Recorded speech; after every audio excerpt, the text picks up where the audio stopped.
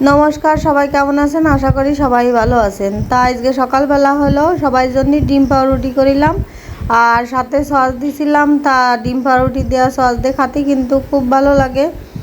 और आमार मनुरा हलो स्कूले चले गेছে, ओके टिफिनই हलो डिम पाउरुटी करे दिছি বলে আজকে বাড়ির সবার জন্য ডিম পাউরুটি সকালবেলা হলো করে দিছি খাওয়ার জন্য। তা এখন এই যে দুপুরে রান্না বান্না করতে চলে আসি সকালের খাওয়া দাওয়া শেষ করে। তা আজকে হলো কচু শাকের ঘন্ট করব। তা হলো তেলের পরে পেঁয়াজ রসুন আর কাঁচা ঝাল সম্বরা দিয়ে দিছি। আর ওই যে সেদিনকে যে গ্রামেরতে সেই গুড়ি কচু শাক নিয়ে এলো সেইটা রেখে দিলাম। তাই হলো আজকে রান্না করতেছি। তাই পেঁয়াজ রসুন ভাজার মধ্যে হলো এই গুড়ি কচু শাক দিয়ে দিছি, দিয়ে ভালো করে নাড়ে ছেড়ে নিচ্ছি। আর নাড়ে ছেড়ে বেশ খানিকক্ষণ নিতে হবে যাতে একটু ভাজা ভাজা হয়ে যায়।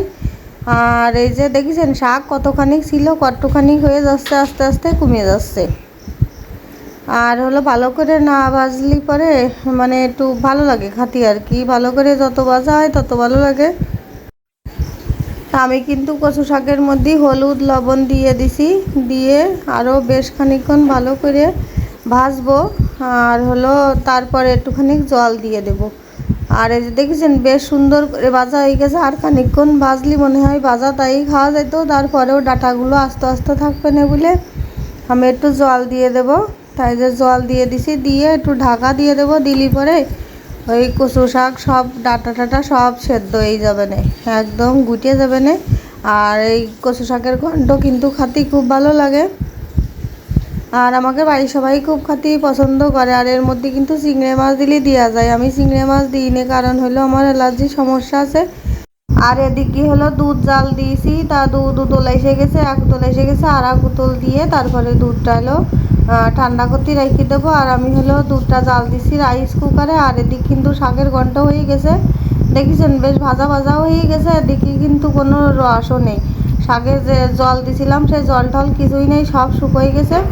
এখন এই যে কচু শাক ঘন্টটা আমি কিন্তু নামাই নেব। আর এরকম করে কচু শাক রান্না করলে ফাইন লাগে খাতি, আর গরম ভাতের সাথে হলে তো কোনো কথাই নেই।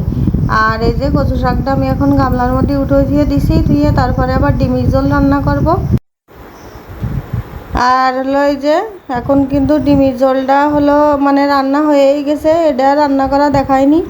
আর হলো ডিমটা হলো সেদ্ধ করে রান্না করেছি। আজকে আমি বেশিরভাগ ডিম হলো ভাইজে নিয়ে তারপরে ঝোলে দিই, কিন্তু আজকে সেদ্ধ ডিমই ভাইজে নিয়ে ঝোলে দিছি। তাই এদিকে কিন্তু টেবিলে সব খাবার দাবার নিয়ে আইছি।